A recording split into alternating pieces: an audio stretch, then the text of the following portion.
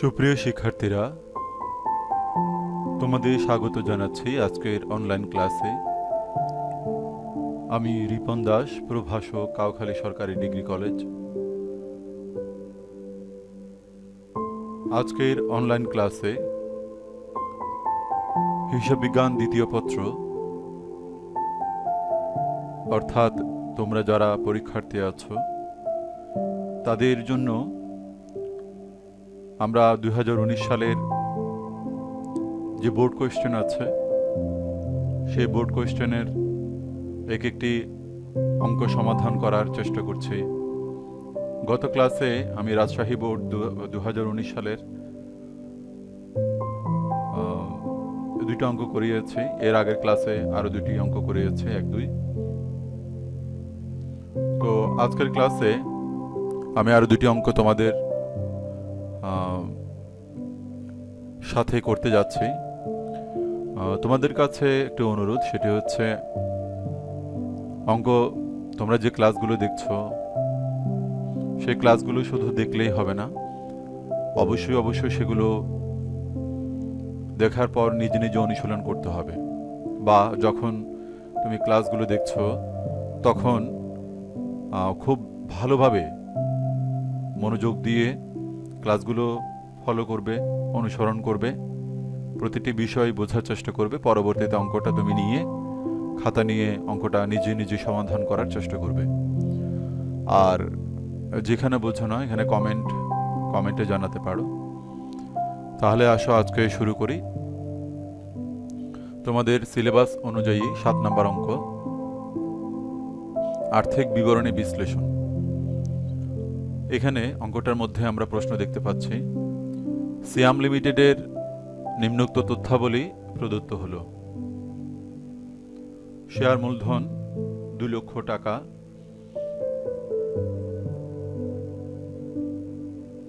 প্রদেয় হিসাব 40,000 টাকা, ব্যাংক জমাতিরিক্ত 10,000 টাকা, প্রদেয় নোট 5,000 টাকা, বকেয়া বেতন 3,000 টাকা।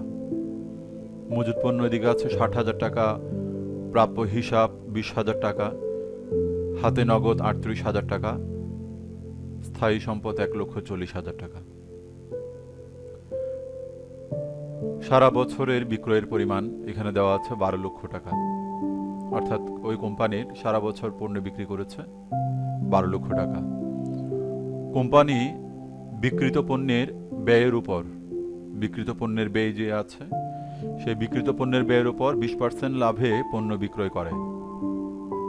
নিট মুনাফার পরিমাণ হচ্ছে 60,000 টাকা। আচ্ছা,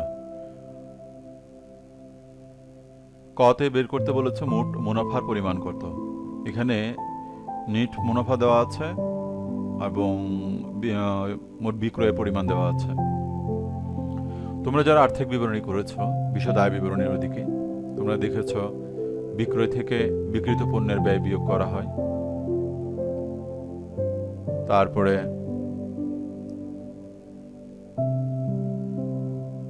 আমাদের পরিচালন অপরিচালন আয় ব্যয় যোগ বিয়োগ অর্থাৎ সমন্বয় করার পর আমরা যে টাকাটা পাই সেটিকে বলা হয় নিট মুনাফার পরিমাণ। তো এখন এখানে নিট মুনাফার পরিমাণ 60,000 টাকা দেওয়া আছে এবং কোম্পানি বিক্রিত পণ্যের ব্যয়ের উপর 20% লাভ করে বলেছে। তো কতে বের করতে বলেছে মোট মুনাফার পরিমাণ কত। চলতি অনুপাত ও কার্যকরী মূলধন অনুপাত নির্ণয় করতে বলেছে খতে। আর গতে নিট মুনাফার অনুপাত ও মজুদ আবর্তন অনুপাত নির্ণয় করো এবং মন্তব্য দাও, মন্তব্য জানতে চেয়েছে। তো আমরা অঙ্কটি সমাধান করতে গেলে প্রথমে আমাদের যে মোট মুনাফা, সে মোট মুনাফা বের করে নিতে হবে। কিভাবে বের করব? আমরা জানি মোট মুনাফা মানে হচ্ছে বিক্রয় থেকে বিক্রিত পণ্যের ব্যয়। তাহলে মোট মুনাফা কিভাবে পাই? তোমরা আর্থিক বিবরণী অঙ্কের মধ্যে আমি কিছুক্ষণ আগে বলেছি যে বিশদ আয় বিবরণীতে আমরা মোট মুনাফা, পরিচালন মুনাফা, সবশেষে গিয়ে নিট মুনাফা বের করি। তো মোট মুনাফা কিভাবে পাই? বিক্রয় থেকে বিক্রিত পণ্যের ব্যয় বিয়োগ করলে আমরা মোট মুনাফা পাই। তো বিক্রয় তো এখানে 12 লক্ষ দেওয়া আছে, কিন্তু বিক্রিত পণ্য কত? বিক্রিত পণ্যের ব্যয় বলেছে প্রশ্নের মধ্যে, যে বিক্রিত পণ্যের ব্যয় হচ্ছে কি, কোম্পানি বিক্রিত পণ্যের ব্যয়ের উপর 20% লাভ করে। এখানে লাভ কত টাকা নেট মুনাফা দেওয়া আছে 60,000 টাকা, আর বিক্রয় পরিমাণ দেওয়া আছে 12 লক্ষ টাকা। এখন আমরা 12 লক্ষকে 120 দ্বারা ভাগ এবং 100 দ্বারা গুণ করে পাই। এই নিয়মটা ফলো করবে এখানে বিক্রিত পণ্যের ব্যয় নির্ণয় করার জন্য। কত 10 লক্ষ আসছে, অর্থাৎ এখানে মোট মুনাফা বের করে 2 লক্ষ টাকা মোট মুনাফা বের করেছে। তো খতে বলেছে চলতি অনুপাত নির্ণয় করার জন্য। আচ্ছা, চলতি অনুপাত কি? চলতি সম্পদকে চলতি দায় দ্বারা ভাগ করলে চলতি অনুপাত পাওয়া যায়। তো এখানে চলতি সম্পদ কি? মজুদ পণ্য, প্রাপ্য হিসাব, হাতে নগদ, এই তিনটা হচ্ছে চলতি সম্পদ। চলতি দায় কি? প্রদেয় হিসাব, ব্যাংক জমাতিরিক্ত, প্রদেয় নোট, বকেয়া বেতন। এগুলো যোগ করার পর আমরা ভাগ করে দিলে কি পাচ্ছি? চলতি অনুপাত পাওয়া যাবে। তো আমরা একটু সূত্র আকারে লিখব। প্রথমে চলতি অনুপাত সমান লিখব চলতি সম্পদকে চলতি দায় দ্বারা ভাগ। তো এখানে নিচে গিয়ে তোমরা চলতি সম্পদ কি, চলতি দায় কি সেগুলো লিখে ফেলবে। চলতি সম্পদ মজুদ পণ্য, প্রাপ্য হিসাব, হাতে নগদ বলেছিলাম তিনটি, 1,18,000 টাকা। চলতি দায় আছে প্রদেয় হিসাব, ব্যাংক জমাতিরিক্ত, প্রদেয় নোট, বকেয়া বেতন। তো আমরা চলতি সম্পদ পেয়েছি 1,18,000 টাকা, চলতি দায় পেয়েছি 58,000 টাকা। তো 1,18,000 টাকাকে 58,000 দ্বারা ভাগ করলে 2.03 অনুপাত 1 পাচ্ছি। এটি হচ্ছে চলতি অনুপাত। তো একই সঙ্গে আমাদেরকে বলেছে কার্যকরী মূলধন অনুপাত বের করার জন্য। এটা খুব সহজ। চলতি সম্পদ থেকে চলতি দায় বিয়োগ এবং চলতি দায়ের দ্বারা ভাগ করলে আমরা কার্যকরী মূলধন অনুপাত পাই। অর্থাৎ কার্যকরী মূলধন, চলতি সম্পদ থেকে চলতি দায় বিয়োগ করি। চলতি সম্পদ এখানে বের করেছে 1,18,000 টাকা, চলতি দায়ও বের করেছে আমরা 58,000 টাকা। তাহলে থাকে কত? 60,000 টাকা। আর ওই টাকাটাকে আমরা চলতি দায় দ্বারা ভাগ করব। তাহলে 1.03 অনুপাত 1। আচ্ছা, এরপর আমাদেরকে বলেছে কি নিট মুনাফার অনুপাত। নিট মুনাফাকে নিট বিক্রয় দ্বারা ভাগ করবে। নিট মুনাফা আমরা পেয়েছি 60,000 টাকা, পেয়েছি মানে ওখানে প্রশ্ন দেওয়া আছে। তাহলে নিট বিক্রয় 12 লক্ষ টাকা গুণ 100 গুণ 5%। মজুদ আবর্তন অনুপাত হচ্ছে বিক্রিত পণ্যের ব্যয়কে গড় মজুদ দ্বারা ভাগ। বিক্রিত পণ্যের ব্যয় দেওয়া আছে, বের করেছি আমরা 10 লক্ষ টাকা, আর গড় মজুদ হচ্ছে 60,000 টাকা, 16.67 বার। গড় মজুদ কিভাবে বের করবে? এখানে একটি মজুদ পণ্য একটি দেওয়া আছে, শুধু মজুদ পণ্য 60,000 টাকা।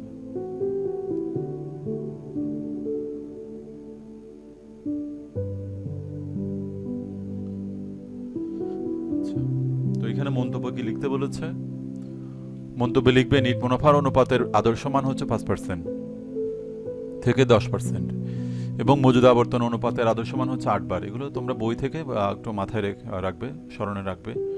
নিট মুনাফার অনুপাতের আদর্শ মান কত, চলতি অনুপাতের, চলতি ত্বরিত অনুপাতের, এগুলো একটু মাথায় রাখবে, মুখস্থ করে ফেলবে।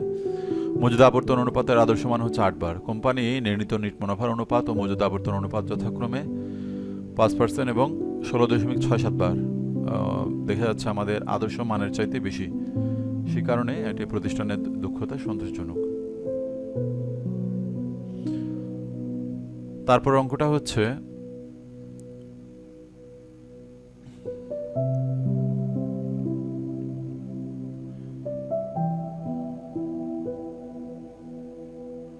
তারপরে যে অঙ্কটা তোমাদের করাবো সেটি হচ্ছে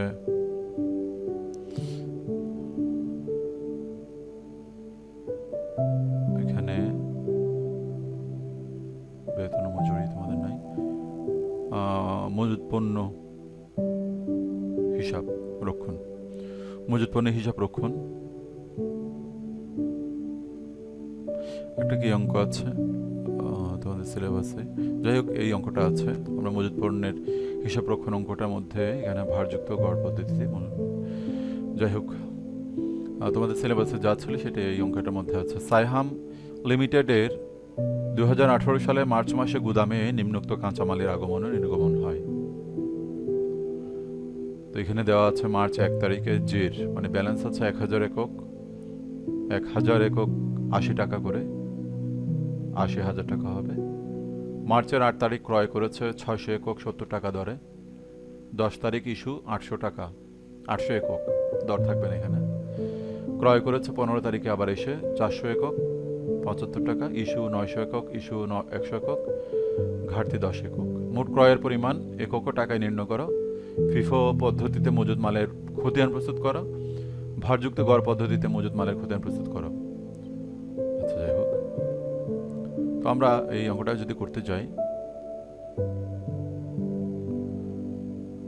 অঙ্কটি নাই তোমাদের।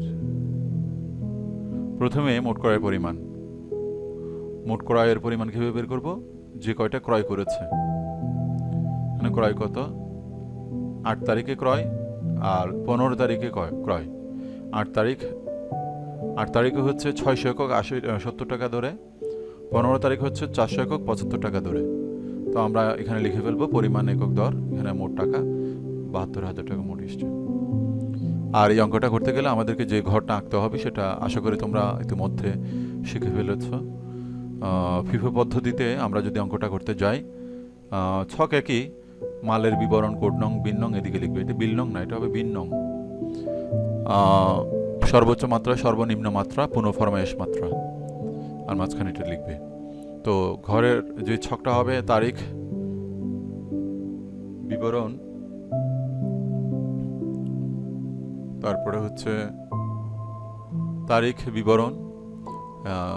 এরপর তোমরা 3টা ঘর করবে, ক্রয়, ইস্যু বা বিক্রিত পণ্যের ব্যয়, উদ্বৃত্ত। ওই ঘরগুলোকে আবার 3 ঘরে ভাগ করবে। পরিমাণ দর, টাকা, এই দরটা একটু ছোট রাখবে অপেক্ষাকৃত। পরিমাণ দর, টাকা, পরিমাণ দর, টাকা। আচ্ছা, আমরা দেখতে পাচ্ছি এখানে আমাদের যে উদ্বৃত্ত ছিল কত, 600 একক 70 টাকা দরে, 1000 একক 80 টাকা দরে, 80,000 টাকা। আমরা 1 তারিখে লিখে ফেললাম। তো 1 তারিখ লেখার পর পরবর্তী তারিখে আমরা প্রথমেই উদ্বৃত্তগুলো নামাবো। কত, 1000 একক 80 টাকা, 80,000 টাকা। এরপর 8 তারিখে গিয়ে ক্রয় করেছে কত একক, 600 একক 70 টাকা দরে, 42,000 টাকা। তো আমরা একইভাবে সেটা উদ্বৃত্তের ঘরে নিয়ে যাব। 600 একক 70 টাকা ধরে 42,000 টাকা। আচ্ছা, পরবর্তী তারিখে আমরা উদ্বৃত্তগুলো নামাবো না। উদ্বৃত্ত নামানোর আগে ইস্যু আমাদের করতে হবে। ইস্যু 800 একক কত টাকা দরে? যেহেতু এই অঙ্কটা হচ্ছে ফিফো পদ্ধতিতে first in first out, first in করেছে কত টাকার দরের পণ্যটা, 80 টাকা দরের। তো আমাদের যে 800 একক সেটা পরিমাণ থেকে নেওয়া যাচ্ছে কিনা? হ্যাঁ, 1000 একক হচ্ছে 800-এর চাইতে বেশি। তাহলে প্রথমেই এই 1000 থেকে আমরা 800 নিয়ে নিলাম, 80 টাকা ধরে 64,000। তাহলে এখানে 1000 একক থেকে 800 একক আমরা আউট করেছি, তাহলে থাকে কত, 200 একক 80 টাকা ধরে 16,000 টাকা। আমাদের কিন্তু এই পণ্যটা ধরতে হয়নি, কারণ আমাদের পর্যাপ্ত পণ্য ছিল, এখানে 1000 একক ছিল। আমাদের ইস্যু করতে হয়েছিল 800 একক, সেজন্য আমরা 1000 একক থেকে দিয়ে দিয়েছি, আরও 200 একক রয়ে গেছে, 80 টাকা ধরে 16,000 টাকা। এবার আমরা দেখি 15 তারিখে গিয়ে ক্রয়। তো ক্রয় যখন হবে আমরা কি করতে পারবো, আমরা উদ্বৃত্তগুলো বসে দিতে পারবো। যেখানে 200 একক 80 টাকা করে 64,000, 600 একক 70 টাকা ধরে 42,000 টাকা।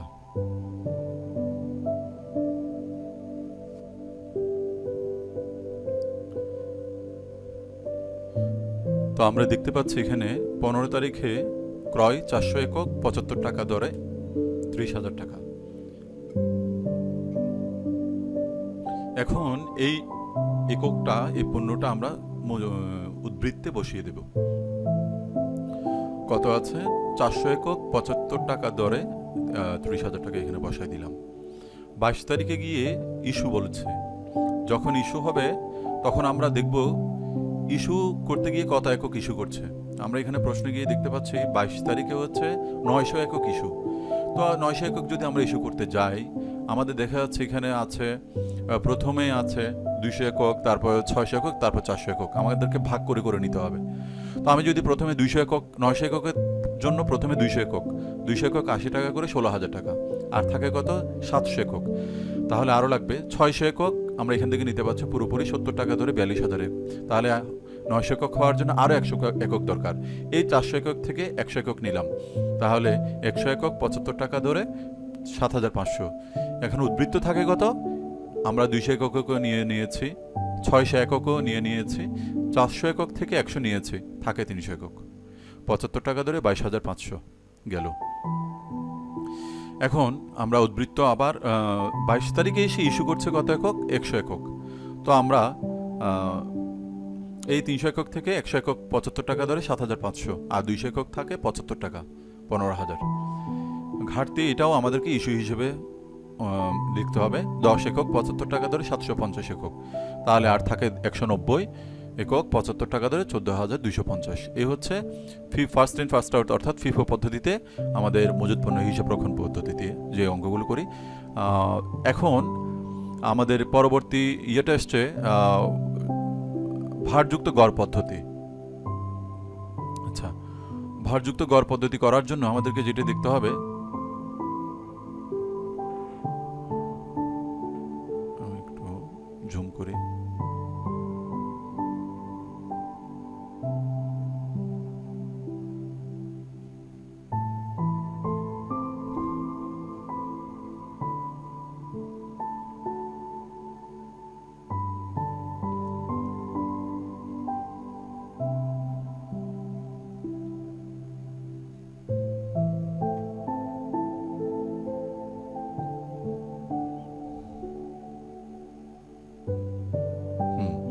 এটা হচ্ছে ওয়েটেড অ্যাভারেজ, মানে হচ্ছে ভারযুক্ত গড় পদ্ধতি।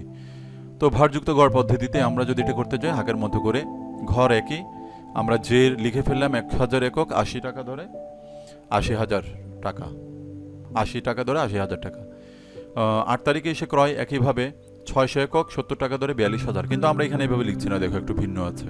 তাহলে করব কি, এখানে নিয়ম হচ্ছে আমরা এককগুলো যোগ করি, 1000 আর 600 যোগ করলে 1600 একক, 1600 একক। এবার একটু সাবধান থাকবে, 80 আর আবার 70 যোগ করে বসা দিবা না।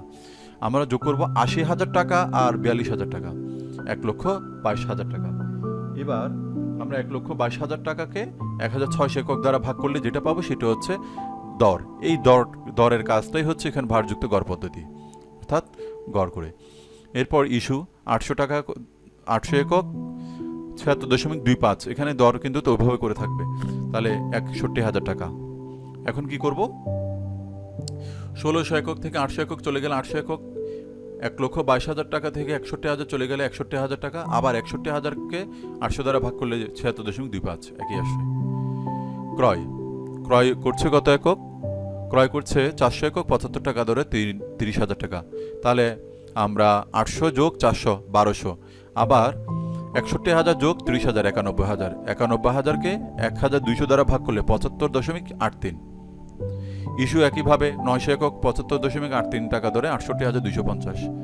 তো আমরা 1200 থেকে 900 একক চলে গেলে 300 একক, 91,000 টাকা থেকে 68,250 বিয়োগ করলে 22,750, 22,750কে 300 একক দ্বারা ভাগ করলে 75.83। ইস্যু একইভাবে 100 একক, 300 থেকে 100 চলে গেলে 200 একক, 22,750 থেকে আমরা 7,583 বিয়োগ করলে 15,167, 15,167কে 200 একক দ্বারা ভাগ করলে 75.83। 30 তারিখে ঘাটতি যেটা আছে সেটাকে ইস্যুর মতো করে দিতে হবে। 200 একক থেকে 10 190 থাকে, 7,583 15,167 থেকে 758 বিয়োগ করলে 14,408, 14,408কে 190 দ্বারা ভাগ করলে 75.83। এ হচ্ছে ভারযুক্ত গড় পদ্ধতির নিয়ম। আশা করি বুঝতে পেরেছ। আজকে ক্লাস আমরা এখানে শেষ করছি। 2টি অঙ্ক করালাম, পরবর্তীতে আমরা আরেকটি বোর্ডের অঙ্কগুলো করব। সে পর্যন্ত তোমরা ভালো থেকো, ধন্যবাদ।